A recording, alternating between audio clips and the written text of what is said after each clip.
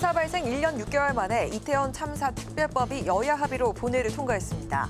최상병 특검법은 민주당 주도로 통과된 가운데 국민의힘은 대통령에게 거부권을 건의하겠다고 밝혔습니다.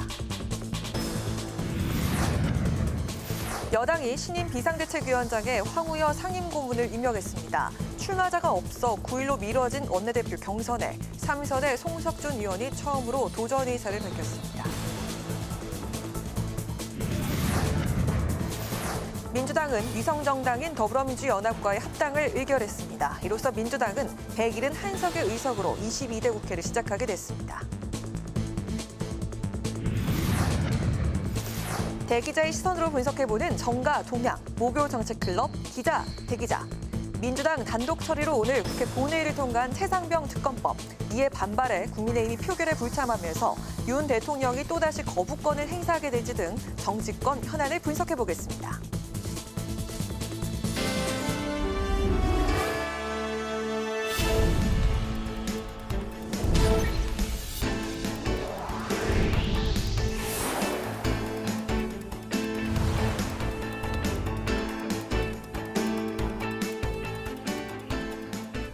여러분 안녕하십니까? 5월 2일 목요일 국회 라이브 6 시작하겠습니다. 여야가 어제 전격 합의한 이태원 참사 특별법이 오늘 국회에서 속전속결로 가결됐습니다. 참사가 발생한 지 1년 6개월 만입니다. 여야 쟁점 법안도 본회의 안건으로 올랐는데 최상병 특검법은 여당의 반발 속에 본회의를 통과했고 전세사기 특별법은 다음 본회의에 상정되게 됐습니다. 본회의 소식 장정영 기자가 전해드립니다. 윤석열 대통령이 거부권을 행사해 다시 국회로 넘어온 이태원 참사 특별법이 여야 합의로 수정 통과됐습니다. 민주당은 국민의힘이 독소 조항이라고 꼽은 특조위의 직권조사 권한과 압수수색 영장 청구 의뢰권을 삭제하는 데 동의했고 국민의힘은 특조위의 위원장을 여야 합의가 아닌 협의로 정하도록 하는 등 특조위 구성과 기간을 양보하며 이른바 협치를 이뤄냈습니다. 오늘이 이태원 참사가 발생한 지 552일째 되는 날인데 이제야 여야 합의로 법안을 처리하게 되어서 유가족 여러분께 소관상임위원장으로서 정말 죄송하다는 말씀을 드립니다. 지금에 오기까지 유가족 여러분의 많은 양보가 있었기 때문에 여야가 합의에 다다를 수 있었습니다. 여야 이견이 첨예한 최상병 특검법은 민주당의 요구로 본회의에 상정됐고 결국 국민의힘 표장 속에 가결 처리됐습니다. 김진표 국회의장은 신속 처리 안건으로 지정돼 지난 3월 본회의에 자동 부의된 최상병 특검법을 상정하며 21대 국회 임기 중 절차를 마무리할 필요가 있다고 설명했습니다.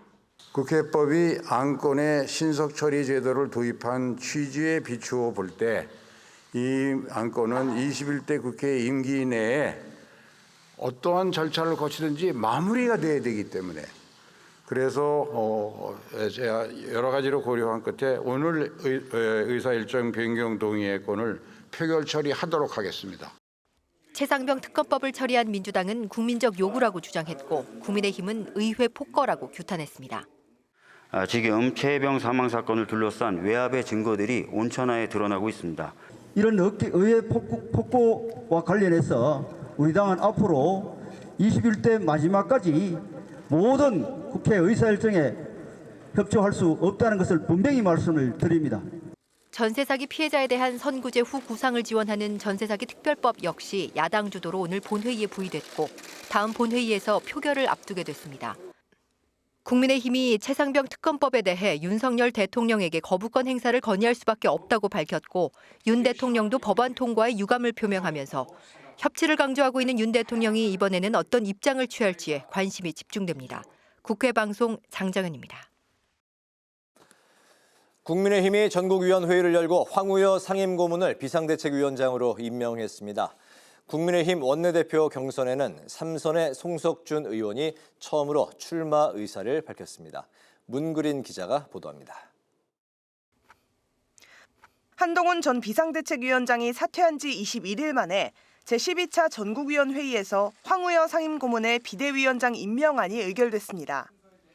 윤재욱 대표 권한대행은 황 비대위원장이 오랜 정치 경험을 통해 공정하게 전당대회를 이끌어갈 인사라며 기대감을 드러냈습니다. 여당 내에서는 새로운 비대위가 관리형에 그칠 것이 아니라 총선 참패를 반성하고 혁신하는 모습을 보여야 한다는 목소리도 나오고 있습니다. 그래서 왜 우리가 참패를 했는지 이것을 규명해야 되거든요. 관리형 비대위도 하지만 혁신형 비대위 성격을 감안을 해서 혁신, 관리, 통합 비대위로 운영을 했으면 하는 그런 바람을 갖고 있습니다. 황우여 신임 비대위원장은 내일 취임식을 갖고 비대위 인선 등 본격적인 활동에 들어갑니다. 9일로 늦춰진 국민의힘 원내대표 경선에는 경기도 이천시가 지역구인 삼선 송석준 의원이 처음으로 출마를 공식 선언했습니다. 송 의원은 기자회견을 통해 수도권의 냉혹한 민심을 전하는 원내대표가 되겠다고 강조했습니다. 또 자신의 출마 선언을 통해 당이 결집하고 다수 의석인 야당을 상대할 수 있는 원내 지도부를 구성하길 바란다고 말했습니다. 당내 뜻있는 의원님들의 분발을 촉구하는 차원에서 제가 먼저 이렇게 선언을 하는 겁니다. 우리 당이 제대로 한골탈퇴할 수 있도록 저의 역할이 뭐가 되든지 최선을 다하겠습니다. 여러분 고맙습니다. 추경호 의원도 원내대표 출마를 주말 동안 고심하겠다고 밝힌 가운데 이종배, 성일종 의원 등 다선 의원들이 후보로 거론되고 있습니다. 여러 언론들이 불출마를 보도한 이철규 의원은 오늘 아직 어떠한 입장도 밝힌 적이 없다며 출마 가능성을 내비쳤습니다. 국회방송 문그린입니다. 더불어민주당은 오늘 비례대표 위성정당인 더불어민주연합과 공식 합당했습니다. 이재명 대표는 국민이 부여한 책임을 수행하는 데 최선을 다하겠다고 밝혔습니다. 김동희 기자입니다. 더불어민주당은 비례대표 위성정당인 더불어민주연합과 합동회의를 열고 양당의 합당을 의결했습니다. 민주당이 민주연합을 흡수 합당하는 방식이며 중앙선거관리위원회 합당 신고 후 절차가 마무리됩니다. 이재명 대표는 민주당이 더 강하게 변신하게 됐다며 국민이 부여한 책임을 신속히 수행하겠다고 강조했습니다. 우리 민주당의 승리는 국민들께서 우리 민주당에 상을 주었다기보다는 국민의힘을 심판한 결과라는 측면이 매우 크고 우리에게는 상이 아니라 책임을 부과했다라고 생각합니다. 지역구 161석에 비례대표 10석을 합쳐 민주당은 171석으로 22대 국회를 시작하게 됐습니다. 민주연합 당선인 14명 중 민주당목 당선인 8명과 시민사회목 2명은 민주당 소속이 됐습니다. 진보당과 새진보연합, 사회민주당 당선인 4명은 원래 소속 당으로 복귀했습니다. 코인 논란으로 민주당을 탈당했다 민주연합에 입당한 김남국 의원도 당원 자격 심사를 통과하면 민주당으로 복당하게 됩니다. 민주당은 합당 승계 당원에 대해 특례 규정을 신설해 탈당 경력에 대한 불이익을 없애고 당원 자격 심사를 하기로 했습니다. 한편 차기 원내대표 선거 전 마지막 원내회의를 주재한 홍익표 원내대표는 민생과 경제가 어려운 상황에서 정치의 역할이 중요하다고 강조했습니다. 특히 저출생 인구 위기 문제, 그리고 기후변화와 새로운 에너지 전환 문제, 그리고 반도체를 비롯한 미래 전략산업에 대한 대응 등에 대해서는 이제 22대 국회가 좀 더 여야가 함께 지혜를 모아야 합니다. 홍 원내대표는 22대 국회에서 보다 생산적이고 국민의 희망을 주는 정치가 돼야 한다며 정부와 여야가 서로 존중하며 협력해달라고 당부했습니다. 국회 방송 김동희입니다.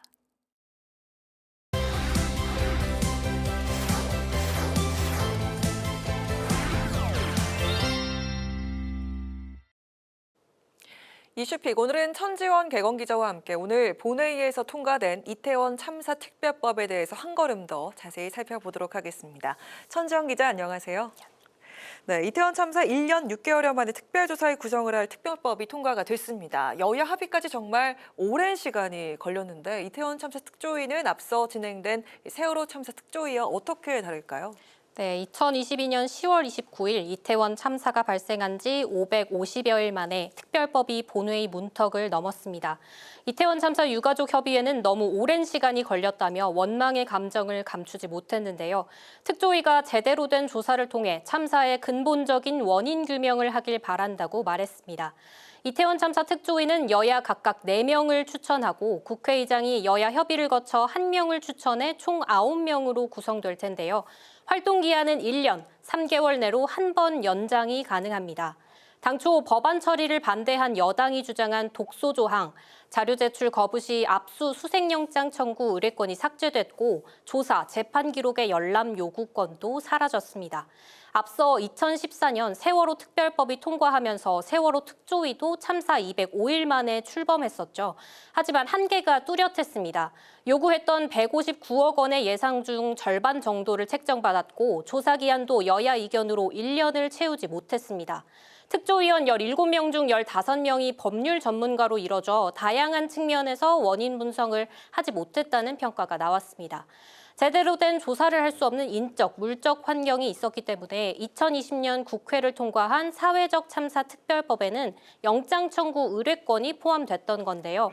이게 삭제되면서 이태원 참사 특조위에서는 또다시 자료 열람, 조사의 권한에서 제약이 있을 거란 해석이 나옵니다.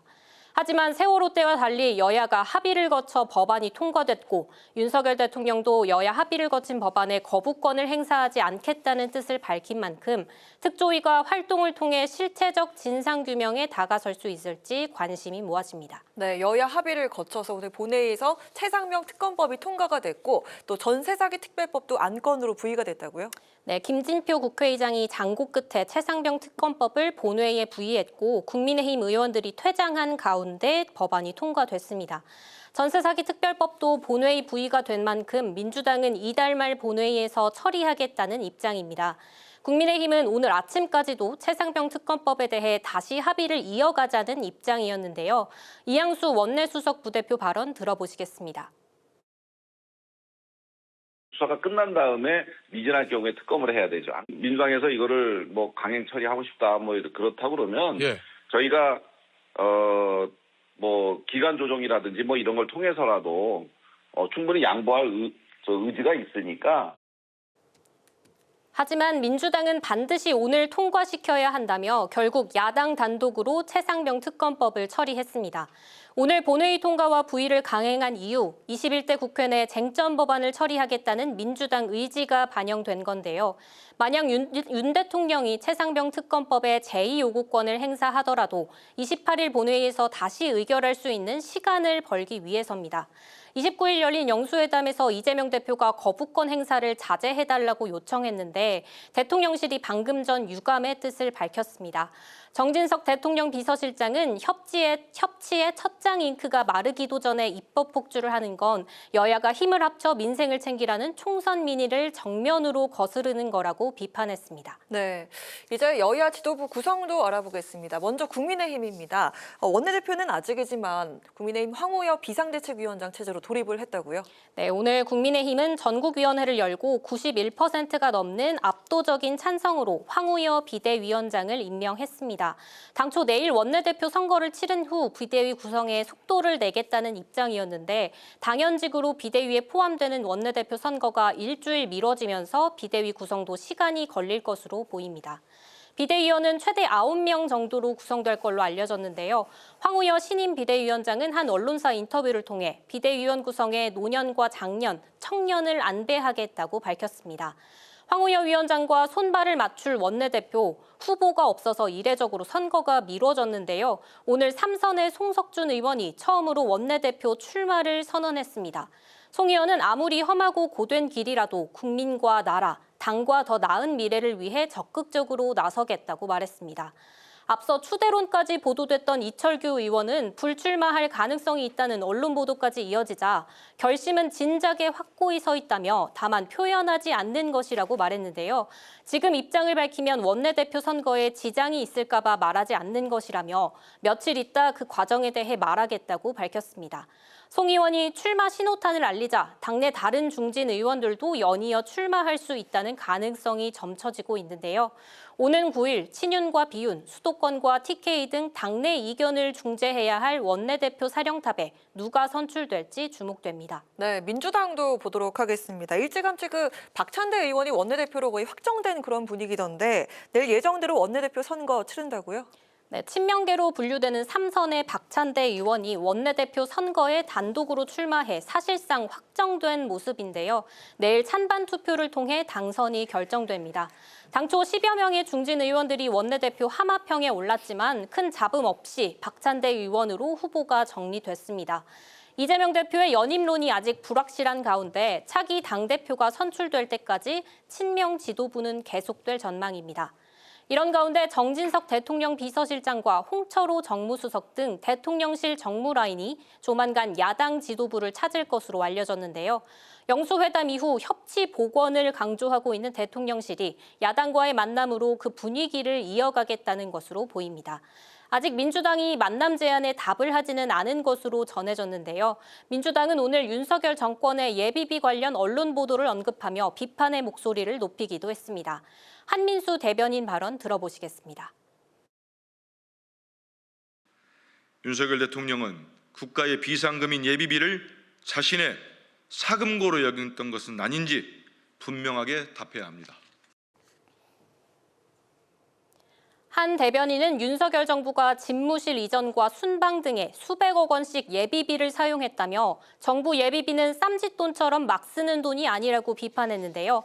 어렵게 대화의 물꼬를 튼 여야가 다시 협치가 사라진 정치로 22대 국회를 시작하게 될지 우려하는 목소리가 나옵니다. 네, 천지영 기자 오늘로서 그 이슈픽 출연 두 번째인데 오늘 목요일이지만 특별히 나오셨고 앞으로 매주 월요일마다 출연하신다고 들었습니다. 앞으로 월요일마다 이슈픽 잘 부탁드리겠습니다.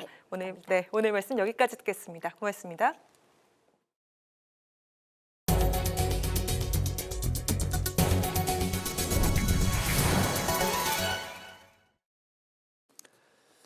김진표 국회의장이 여야가 연금 개혁을 비롯한 민생 법안을 이번 21대 국회 임기 내에 처리해 줄 것을 촉구했습니다. 김 의장은 오늘 본회의에서 이번 임기 내에 연금 개혁 법안을 통과시키지 않는다면 국회가 17년이나 미뤄오다 또다시 미룬다는 국민적 비판을 피하지 못할 것이라고 우려했습니다. 김진표 국회의장의 발언을 직접 들어보시겠습니다. 21대 국회 임기가 얼마 남지 않았습니다. 무엇보다 연금 개혁을 이뤄내야 하는 역사적 책임이 우리 21대 국회에 있습니다. 연금 개혁 등 대한민국과 우리 미래 세대를 위한 민생 법안을 여야가 협의해서 반드시 21대 국회 임기 내에 마무리해 주시기를 간곡히 당부드립니다. 김승수 국민의힘 당선인이 22대 국회에서 법사위원장은 여당이 가져가야 한다고 주장했습니다. 김 당선인은 오늘 국회 방송 국회 라이브 1에 출연해 여소야대 전국으로 협치나 조정이 쉽지 않은 상황에서 최소한의 안전핀을 마련해야 한다고 강조했습니다. 김 당선인은 지난 총선에서 대구 북구 을에 출마해 재선에 성공했습니다. 더불어민주당이 정부의 긴축과 재정 건전성 고집을 언급하면서 낮아진 경제 성장률을 비판했습니다. 홍익표 원내대표는 역대급 세수 결손 기록과 주택 통계 누락을 두고 정책의 근간이 되는 통계조차 오류로 얼룩졌다며 앞으로 재정 참사가 우려된다고 밝혔습니다. 그러면서 정부가 정책 기조를 바꾸고 경제팀을 비롯한 내각을 일신해 국민적 재앙과 국가적 불행을 막아달라고 당부했습니다. 이기인 개혁신당 전 최고위원이 당대표 출마를 선언했습니다. 이 전 최고위원은 보수 붕괴의 원인으로 인재 부족, 민생 철학 부족, 문화 전쟁에서의 경쟁력 부족을 꼽으며 무너진 보수를 재구성하겠다고 포부를 밝혔습니다. 개혁신당 전당대회는 오는 19일에 열릴 예정이며 이 전 최고위원을 비롯해 허은하 수석 대변인, 전성균, 화성시 의원 등 5명의 후보가 경쟁합니다.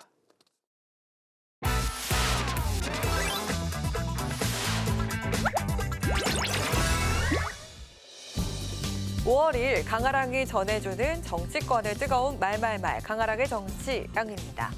오늘 첫 번째 주제, 판 커진 국민의힘 전대입니다. 전당대회를 관리할 황우여 비상대책위원회가 출범을 앞둔 가운데 차기 당권 주자로 거론되는 인물들이 잇따라 몸을 푸는 분위기입니다. 먼저 국민의힘 유승민 전 의원이 전당대회에 출마할 가능성을 내비쳤습니다. 혹시 전당대회 나갈 계획은 없으십니까? 고민을 할 수밖에 없죠. 저는 늘 제가 정말 이 나라를 위해서 제대로 된 일을 하고 싶다. 근데 당이 당이 진짜 바뀌지 않으면 이거 첫째 나라를 위해서 바뀌어야 되고 굉장히 좀 문제의식을 갖고 있습니다. 그런 점에서 제가 할 일이 뭔지 고민을 뭐 하는 게 당연하겠죠. 지금부터라도 유승민 의원이든 저는 정면 돌파해 주시기를 바라고 있습니다. 나는 이래서 내가 당대표가 되어야 된다는 걸 설득을 해 주시고. 작년 전당대회를 앞두고 50명에 가까운 친윤계 초선 의원들의 당대표 불출마 요구를 받았던 나경원 당선인은 물론 작년 당대표 경선에 출마했다가 김기현 전 대표에게 밀려 2위를 했던 안철수 의원도 지금은 생각하고 있지 않다란 말로 가능성을 열어뒀습니다. 의원님 나오세요, 전당대회. 전당대회는 조금 뭐 지금 그거 얘기할 때가 아니라 원내대표 선거는 좀 알겠습니다. 건강하게 당이 예. 좀 활발하게 움직이고 예. 아이 좀 떨어지시면 어때요? 다들 좀 나와서 좀 비전을 공유하고 이래야 되는 거 아니에요? 지금은 생각하고 있지 않다는 게 정답입니다. 왜 그러냐면 지금 현재 그 전당대회를 구성할 아무런 그 기구가 없습니다. 언제 그리고 또 어떤 룰로 할지도 정해지지도 않았습니다.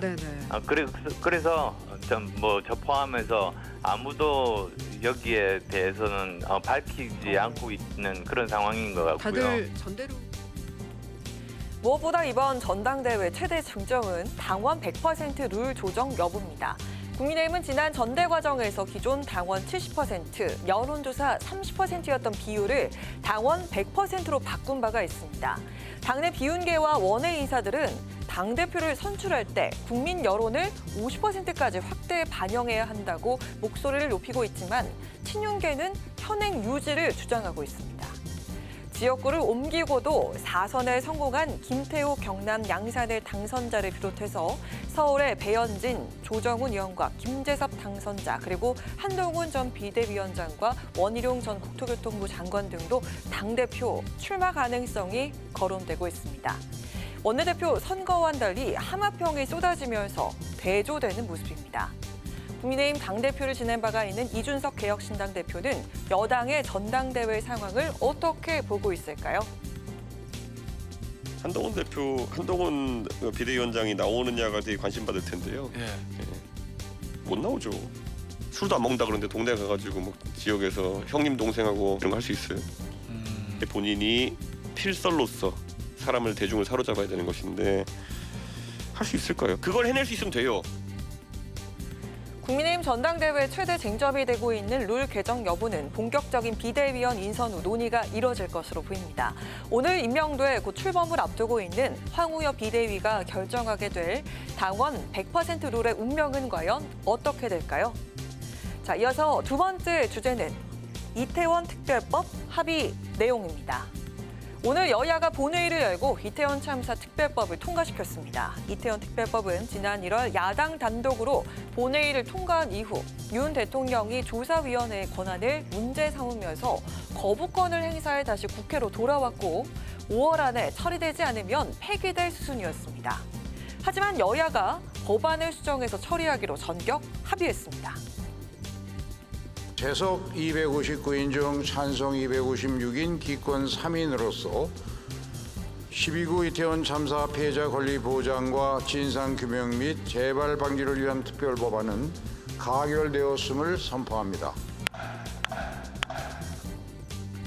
윤 대통령과 이재명 대표의 지난 영수회담에서 무조건 거부가 아니라 문제 조항 때문이라는 윤 대통령의 지적에 주목한 민주당이 국민의힘과 후속 협상을 거쳐 수정안을 만든 겁니다. 당초 이태원 특별법의 주요 내용을 들여다보면 특별조사위원회 구성 및 운영, 진상규명조사, 청문회 및 특별검사 임명, 피해자 지원 등이었습니다. 이 중 여야의 쟁점이 됐던 부분은 특조의 막강한 권한에 대한 여야의 이견이 좁혀지지 않았던 건데요. 여야는 진상규명의 주체인 특조위를 총 9인으로 구성하기로 하되 여야가 각 4명, 국회의장 추천 몫인 특조위원장은 여야 합의로 1명을 두기로 했습니다. 활동 기간은 1년 이내로 하고 3개월 연장이 가능합니다. 또한 여야 쟁점이던 특조위 직권조사 권한과 영장 청구 의뢰 관련한 조항 2건을 삭제하면서 독소 조항이라는 정부 여당의 요구를 야당이 수용하고 여당도 이에 절충점을 찾게 됐습니다. 여야가 양보와 타협을 통해서 조정하고 또 국민들께 국회가 전향적인 모습을 보여준 것은 그나마 다행이라고 생각합니다. 남은 여러 가지 쟁점 법안들도 있습니다. 합의를 이루어내는 노력을 마지막까지 해야 된다고 생각을 합니다. 민주당은 특별법이 통과되는 대로 가장 빠른 시간 내에 조사위원회 구성에 착수해서 철저한 진상규명과 재발방지 대책을 수립할 수 있도록 유가족과 또 피해자들과 함께 하겠다 하는 말씀을 드립니다. 그렇지만 이태원 참사 특별법이 끝이 아닙니다. 시작일 뿐입니다. 참사 발생 1년 6개월 만에 진상규명에 첫발을 뗀 것은 만시지탄이지만 여야가 21대 국회가 끝나기 전 합의에 이른 것은 환영할 일입니다. 대화와 절충을 통해 합의를 만들어 나가는 사례를 계속 만들어 나갔으면 하는 바람입니다. 지금까지 강가랑의 정치 랑이었습니다.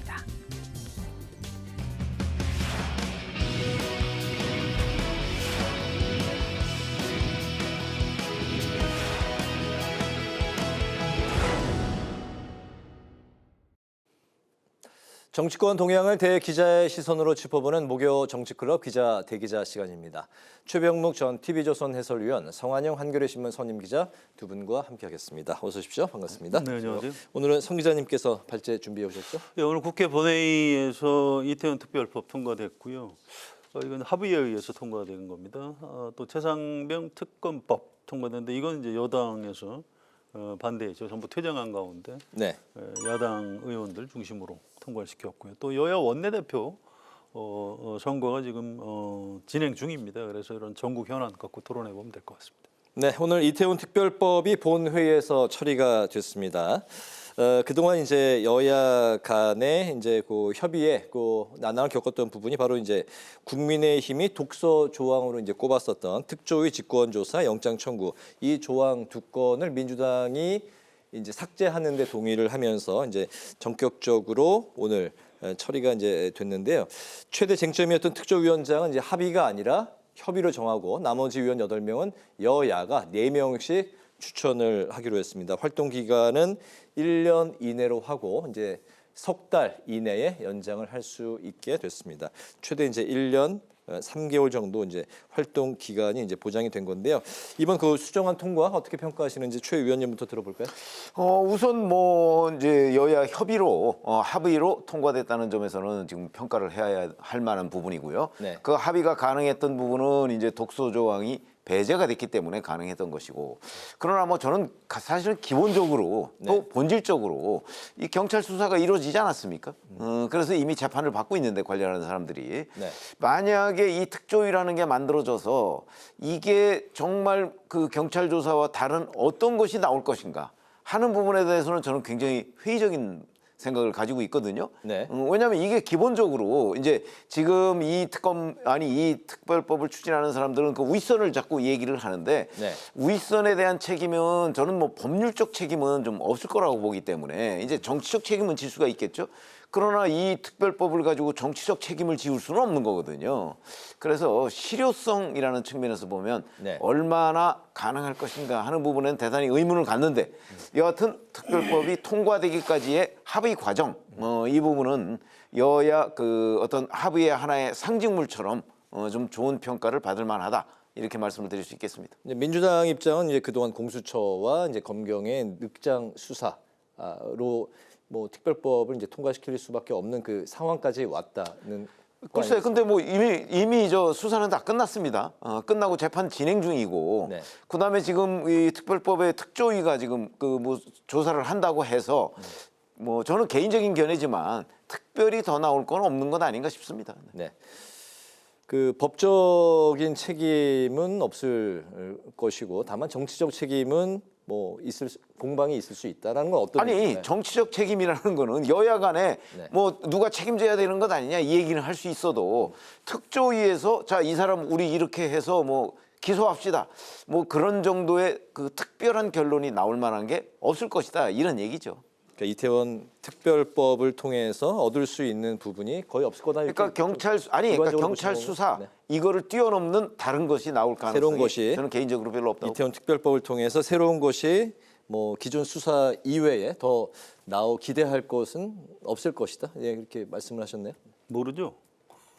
그걸 누가 알겠습니까? 지금도 특별조사를 더 해봐야죠. 들여다보면 그래서 또 모르는 일입니까? 예, 이게 이제 아직 출범도 안 한 조직이고 또 굉장히 간단해 보이지만 복잡한 사건이에요. 그래서 여기서 뭐 어떤 유가족을 포함해서 우리 국민의 어떤 그동안 답답했던 네. 이런 여러 가지 의혹, 의문점 뭐 이런 것들을 좀 풀어줄 수 있는 긍정적인 역할을 많이 할 걸로 기대를 합니다. 그래서 사실관계 부분은 좀 이제 두고 봐야 되고요. 네. 아무튼 정치적으로는 잘 된 거예요. 대통령실의 대변인이 협치의 첫 성과다 이렇게 얘기를 했죠. 그래서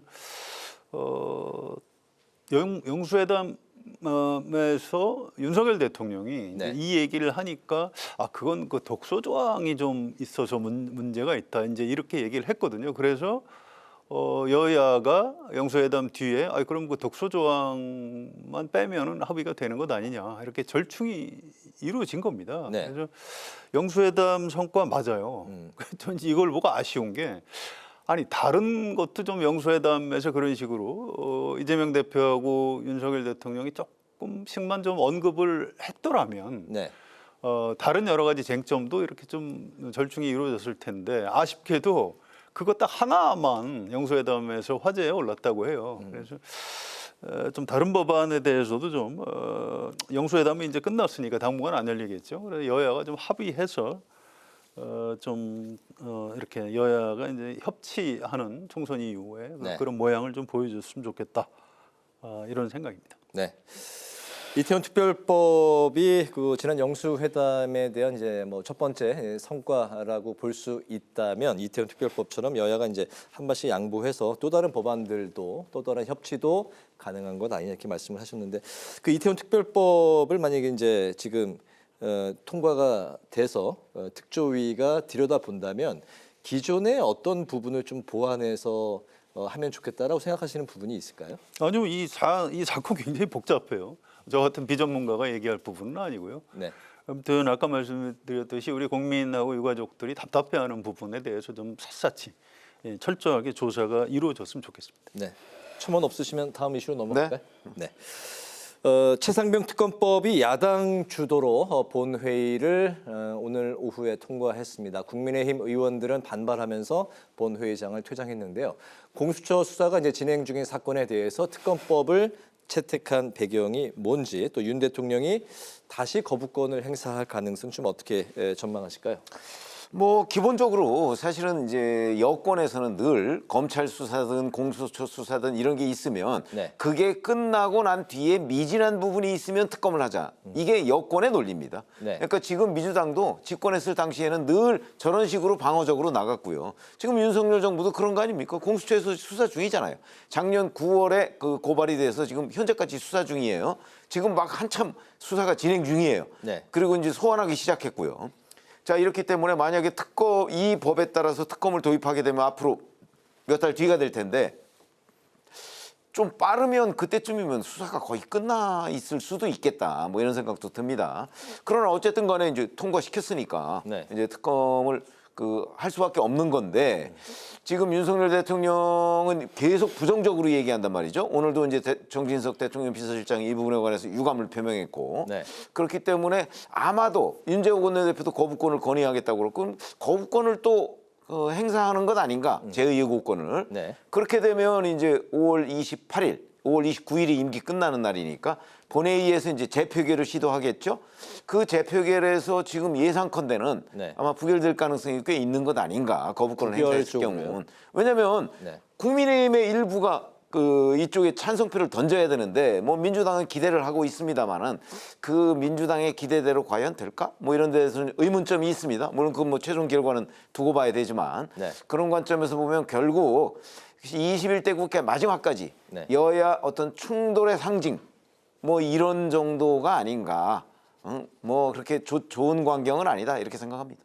기존에 해왔던 이제 그 방식대로 이제 다시 이제 뭐 도돌이표처럼 뭐 그런 거라고 보여지는 대통령의 거죠. 거부권에 이은 재표결 결과 네. 이제 부결로 21대 국회는 마무리될 것 같다. 그렇죠. 네. 어떻게 보십니까? 이거 좀 안타깝습니다. 이게 이태원 특별법처럼 여야 절충이 좀 이루어질 수도 있었을 텐데 네. 뭐 하다못해 좀 더 깊숙이 내용을 논의해서 뭐 22대 국회에서 하자 이렇게 대통령하고 이재명 대표가 혹시 합의를 했어도 괜찮은 것 아니었나 싶은데 아예 뭐 이재명 대표가 얘기만 했을 뿐이고 윤석열 대통령이 이 관련한 언급은 안 한 걸로 돼 있습니다. 네. 그런데 오늘 김진표 국회의장이 그 의사 일정 변경하고 이 설명을 잘 하셨는데요. 그러니까 이게 그 신속 처리 제도, 안건 신속 처리 제도를 도입한 취지에 비춰 보면 이번 국회 의원들 임기가 끝나기 전에 매듭을 짓는 게 좋겠다 이런 식으로 이제 설명을 했습니다. 그런데 네. 5월 만약에 이제 윤석열 대통령이 거부권을 행사하면 5월 28일 본회의에서 재의결을 하게 될 텐데 이게 과반수 출석의 3분의 2 이상이 찬성을 해야 재의결이 이루어지거든요. 근데 지금 국회 재적 의석이 296석이더라고요. 지금 이게 굉장히 복잡하긴 한데요. 아무튼 민주당이 155, 정의당 6, 새로운 미래, 개혁신당, 조국혁신당, 진보당 굉장히 여러 정당의 이제 의원들이 지금 있는데요. 조국혁신당은 아직은 이제 원내는 아니고요. 현재 조국혁신당에도 황운하 의원. 의원이 네, 한 명 네, 있고요. 네. 그러니까 이게 아직 22대가 시작되지는 않았는데 21대 국회입니다. 그런데 여기서 아무튼 이 야권의 표만으로 이 3분의 1을 넘지는 못해요. 그래서 한 10명 이상이 국민의힘에서 이탈을 해야 아마 재의결이 가능할 겁니다. 그런데 이게 이런 변수가 좀 있어요. 오늘 김웅 의원이 이 찬성표를 던졌어요. 퇴장 안 하고. 네. 그다음에 안철수 의원이 공개적으로 난 이거 재의결을 하게 되면 난 찬성하겠다라고 입장을 밝혔습니다. 그래서 지금부터 5월 28일까지 시간이 좀 많이 남아 있어요. 그 사이에 뭐가 어떻게 될지 이상민 의원도 있고요. 뭐 여러 사람이 네네. 더 있을 수 있어요. 찬성 의사 표현한 뭐 그렇다고 이제 10명을 넘기기가 쉽지는 않을 겁니다. 아까 이제 최 의원 말씀하신 게 합리적인 전망인데 네. 5월 28일까지 아직 멀었기 때문에 저는 그때까지 좀 기다리지 말고 이거 다시 좀 여야 간에 좀 대화를 했으면 좋겠어요. 이 문제를 어떻게 할 것인가. 네. 그렇게 하는 것이 이번 총선 민심을 좀 받들어서 여야가 협치를 할 수 있는 그런 쪽으로 가는 것 아닌가 이렇게 생각합니다. 21대 국회에서 결국에 이제 대통령 거부권 그다음에 이제 그 재표결 결과 이제 부결로 마무리가 된다면 22대 국회에서 최상병 특검법은 다시 그래도 발의하겠죠. 다시 민주당이 갖고 등장을 할 물론입니다. 가능성이 농후한 상황인 거죠. 또 할 거예요. 그래서 그러니까 처음에 진행됐던 과정을 다시 한번 22대 국회에서 밟게 될 거예요. 네. 그래서 이거는 여론조사를 보면 찬성 여론이 훨씬 높아요. 그래서 이걸 또 민주당이 뭐 정치적 결단으로 뭐 안 하고 이럴 수 있는 상황도 아닙니다. 네. 그래서 어차피 22대 국회 열면은 또 다시 해야 되기 때문에 지금이라도 즉 앞으로 한 달 정도 시간이 있으니까 네. 좀 여야가 절충을 했으면 좋겠다 이런 의견입니다. 이번에 이제 그 여야 원내대표 이제 선출 상황을 이야기를 해보겠습니다. 국민의힘이 원내대표 경선 일정을 원래 이제 내일로 잡았다가 다음 주 이제 9일로 연기를 했습니다. 그동안 이제 유력한 후보로 이제 거론이 되어 왔던 이철규 의원이 당내 안에 자신에 대한 이제 비토 여론이 있다는 이제 그 일부 그 시각에 대해서 굉장히 그 불쾌하다 뭐 이런 이제 불쾌감을 드러냈습니다. 현재까지 이제 출마를 공식화한 후보는 오늘 삼선의 송석준 의원뿐인데 거기 이제 추경호 전 경제부총리 또 몇몇 의원들이 거론이 되고 있는 상황인데요. 앞으로 이제 국민의힘 원내대표 경선 상황 다음 주 이제 9일인데요. 어떻게 보실까요? 이게 일단 이 이철규 의원 얘기부터 좀 안 할 수가 없어요. 네. 오늘 오후 내내 기자들이 뭐 어떻게 입장을 결정했냐 그랬더니 막 짜증을 내요. 네. 불쾌하다? 아니 정치인이 국민이 궁금해하는 사안에 대해서 입장을 명확히 자기 입장을 밝혀야죠. 출마를 할 건지 말 건지. 지금 뭐 무슨 이런 거 애매모호한 얘기 해가면서 뭐 불쾌하다 이런 얘기를 하는지 는 도저히 받아들일 수가 없고요. 모르겠습니다. 아무튼 여권 전체로 보면 이 반대 의견이 굉장히 많아요. 아니 이게 총선 참패 책임 있는 사람이 왜 다시 나오냐. 홍준표 대구시장이나 김태흠 충남지사 이런 사람들도 굉장히 강하게 반대 의견을 내고 있습니다. 그러면 안 하는 게 맞는 거예요.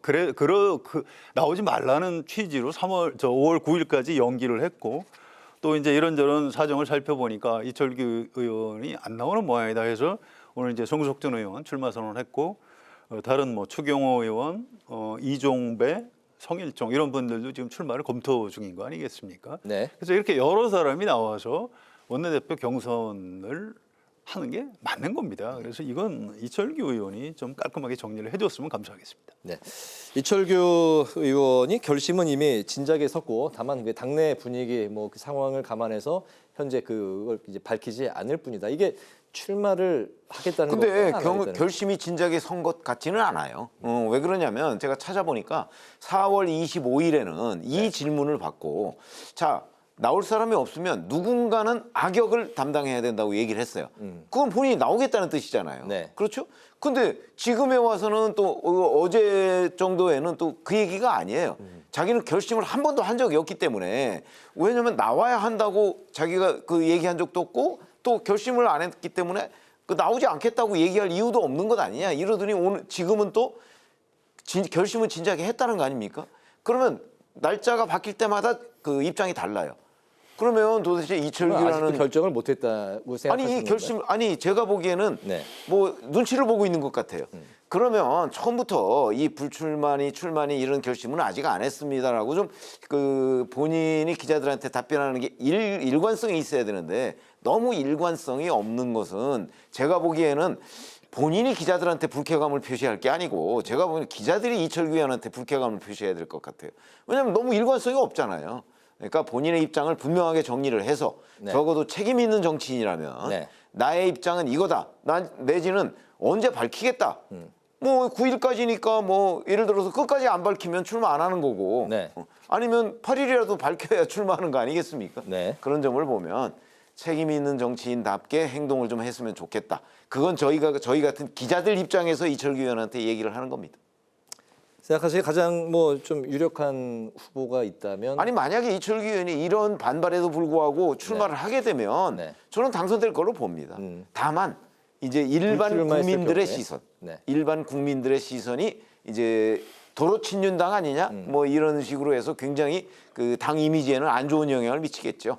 그러나 지금 말씀하신 대로 만약 이철규 의원이 불출마하면 아까 조금 전에 얘기했던 그런 후보들이 이제 그 경선에 임하겠죠. 알겠습니다. 당 대표에 대한 이제 하마평은 이제 상대적으로 쏟아지고 있는 분위기인데 여기 이제 그 유승민 전 의원 검토 중이고 나경원, 안철수, 김태호 이제 당선인 등 거물급 인사들의 이름이 이제 거론이 되고 있습니다. 여기에 이제 그 관건이 현재 그 전대룰 100% 당심의 전대룰이 과연 여론을 어느 정도 이제 부여하는 그런 이제 룰로 변경이 될 수 있을 것이 이제 핵심 관건이 될 것으로 보이는데요. 이제 황우여 비대위원장 이제 어떤 결정을 내릴지 좀 어떻게 보십니까? 네, 이것저것 살필 겁니다. 황우여 위원장 별명이 어당팔이라고요. 어수룩해 보이지만 당수가 8단이다. 뭐 이런 별명이 있습니다. 그래서 이분이 실제로 굉장히 온화한데 심지는 굉장히 굳은 편이에요. 그래서 굉장히 지혜로운 결정을 내릴 걸로 생각이 됩니다. 물론 100% 당심을 유지하느냐 아니면 민심을 30%나 50%까지 좀 받아들이느냐 이제 이 기로에 서 있는데 아무튼 황우여 위원장이 이 룰을 어떻게 정하느냐에 따라서 좀 전에 말씀하신 그 당 대표 선출 전당대회에 출마할지 말지가 아마 결정이 될 것 같습니다. 네, 어떻게 보실까요? 그렇죠. 이제 민심을 어느 정도나 반영할 것이냐에 따라서 사실은 지금 출마에 거론되는 그 사람들 간의 그 후보들 간의 유불리가 조금씩 달라져요. 이거 굉장히 중요한 거예요. 이걸 이제 황우여 비대위원장이 정말 소신껏 결정할 것인지 아니면 또 다른 외부 요인에 흔들릴 것인지 이런 부분도 대단히 중요해요. 뭐 그거야 뭐 저희가 예단할 수는 없는 거 아니겠습니까? 그러니까 이제 100% 전대룰이라는 게 사실은 지난번 정진석 비서실장이 비대위원장 시절에 만든 거거든요. 원래는 그 당심 70%, 일반 여론 30%였어요. 네. 근데 여기에는 뭐 정답이 없어요. 그렇기 때문에 유불리만 있을 뿐이죠. 그런 점에서 본다면 황우여 비대위원장이 여기 전당대회 룰을 어떻게 하느냐에 따라서 네. 아마 일부 포기하는 사람도 있을지 모르겠다. 뭐 이런 생각이 듭니다. 네, 알겠습니다. 민주당 상황으로 이제 넘어가 보면 위성정당 더불어민주연합과 이제 합당을 해서 이제 과반 의석인 171석을 지닌 거대 이제 야당이 됐습니다. 내일은 그 박찬대 의원이 단독 출마해서 찬반 투표로 진행이 되는 원내대표 선거가 이제 있는데요. 민주당이 이제 총선 압승 이후에 이재명 대표의 일극 체제로 재편이 되면서 좀 목소리가 다양하게 나오지 않고 있는 것 아니냐. 뭐 이렇게 이제 우려의 목소리가 당 안팎에서 나오고 있는 것 같습니다. 예, 이 부분은 좀 어떻게 들여다보고 계실까요? 뭐 저는 사실은 그 원내대표 선거 같은 경우는 뭐 충분히 여러 사람이 나와서 경쟁할 수 있는 것 아닌가 싶어요. 네. 그런데 갑작스럽게 박찬대 최고위원이 출마한다고 하니까 뭐 서영교 최고위원은 뭐 자기 불출마하고 뭐 김성환 의원도 불출마하고 여러 사람들이 불출마해서 단독 출마가 돼 버렸어요.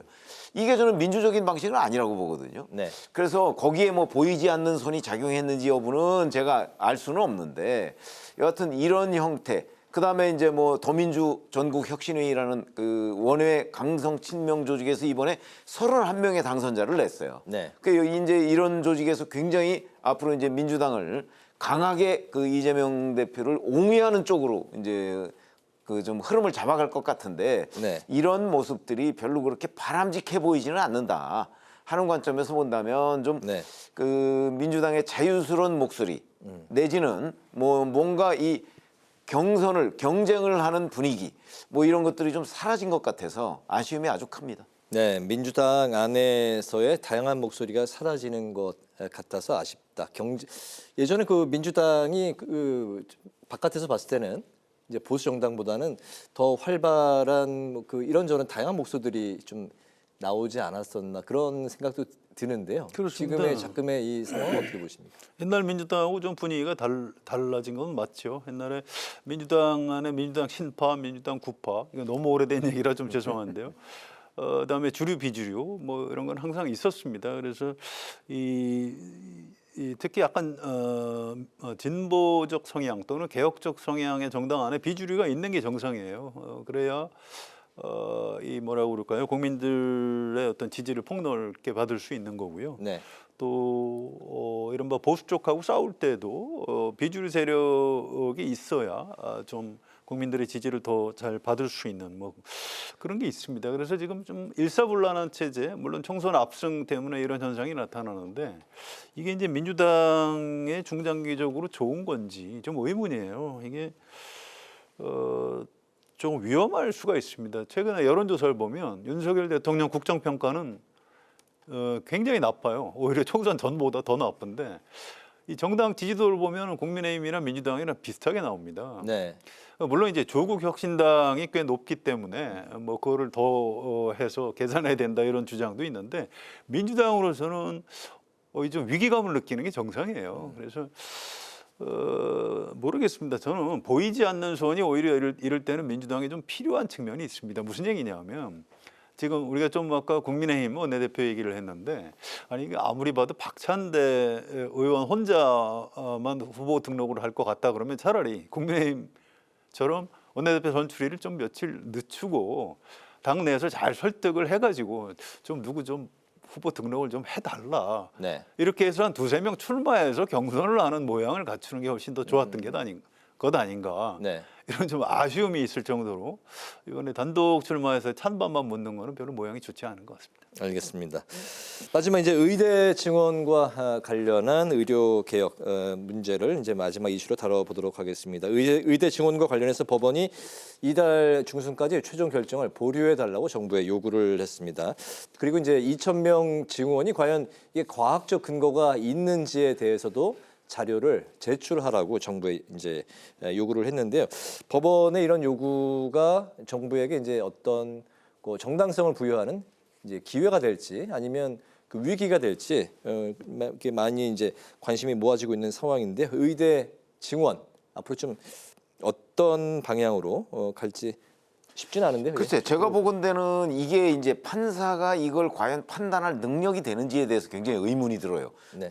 판사가 뭐 무슨 과학도도 아니고 의사도 아니고 뭐 그런 거 아니겠어요? 더군다나 이 문제는 행정부의 정책적 판단인데 네. 그걸 사법 통제를 받으라는 게 과연 옳은 결정인가 하는 의문이 든다 하는 걸 전제로. 네. 다만 이제 그 법원에서 결정을 어떤 식으로 내릴지는 제가 잘 모르지만 그 결정을 내렸을 경우에 그 어느 한쪽은 이제 상당히 그 타격을 받겠죠. 뭐 그런 점은 분명해 보입니다. 만약에 이제 정부 쪽 의견이 옳다 이러면 의사협회 쪽은 더욱더 고립되는 이런 상황이 될 텐데 아마 그 경우에도 의사협회 쪽은 그 받아들이지는 않으려고 할 거예요. 그러나 이제 국민들로부터 점점 더 멀어지고 고립되고 뭐 이런 건 아마 피할 수가 없을 것으로 보고 만약에 의사협회 쪽에 손을 들어준다면 정부가 이제 결국은 올해는 이 증원을 못하는 사태를 빚는 것 아닌가. 네. 이런 좀 걱정이 됩니다. 이 결정에 따라서 이 정부의 정책이 좌지우지되는 것. 이건 그다지 좋아 보이지 않습니다. 그렇군요. 네, 송 기자님. 예, 법원에서 뭐 행정행위는 사법통제를 받아야 된다. 뭐 이렇게 그래서 자료를 내달라. 근데 이거는 삼권분리 원칙에 좀 어긋나는 것 같아요.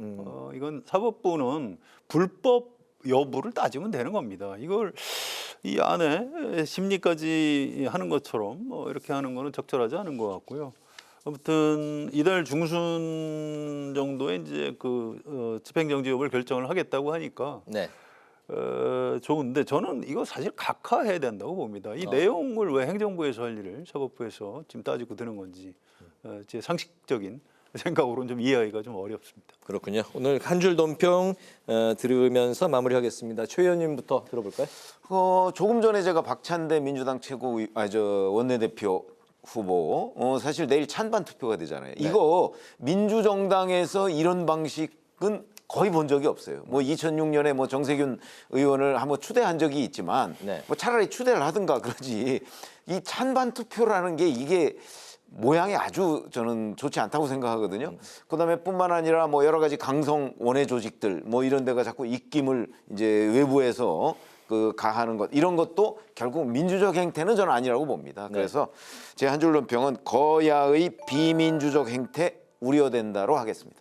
네, 송 기자님. 네, 저는 여야를 좀 이렇게 같이 아울러서 논평하고 싶은데요. 이 최상병 특검법을 윤석열 대통령이 거부권 행사를 할 것 같은데 뭐 그렇게 되면 아까 말씀드렸듯이 또 민주당에서 또 다시 할 겁니다. 그래서 이게 영수회담을 한 번 한 건 좋은데 그다음에 그러면 야당하고 협치를 어떻게 해서 앞으로 국정을 끌고 갈 것인가에 대한 큰 어떤 협치의 제도와 프로그램도 대통령이 내놔야 돼요. 근데 지금 그게 안 보입니다. 이거 앞으로도 계속 야당하고 싸우겠다는 건지 좀 궁금하고요. 또 야당은 야당대로 벌써부터 뭐 법사위원장, 운영위원장 다 민주당이 갖겠다. 이렇게 얘기를 하고 있어요. 그래서 좀 걱정입니다. 그래서 오늘 이제 걱정스러운 마음을 담아서 22대 국회가 더 힘들 것 같다라고 하겠습니다. 상임위 그 배분은 언제쯤 결정이 됩니까? 시기상으로 22대 국회에서. 일단 국회의장하고 부의장 선출을 하고요. 네. 그다음부터 협상에 들어갈 겁니다. 네, 그렇군요. 네, 오늘 목요 정치클럽 기자 대기자 이제 마무리하겠습니다. 지금까지 최병묵 전 TV조선 해설위원, 성환영 한겨레 신문 손님 기자와 함께 오늘의 전국 현안을 살펴봤습니다. 두 분 말씀 잘 들었습니다. 감사합니다. 오늘 국회 라이브 6도 여기서 마치겠습니다. 시청해 주신 여러분 고맙습니다.